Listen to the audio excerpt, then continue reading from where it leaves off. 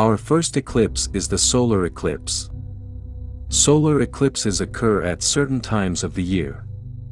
Have you ever thought about how this natural phenomenon occurs? As the moon enters between the sun and the earth, the sun's rays cannot reach a place where daytime is experienced on earth, and this region of the earth remains under the shadow of the moon for a short time. This event is called a solar eclipse. During the lunar eclipse, the earth comes between the sun and the moon.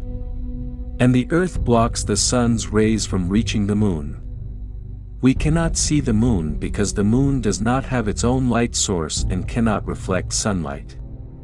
During the lunar eclipse, the moon is in the full moon phase. Lunar eclipse is more common than a solar eclipse, lasts longer, and takes place at night.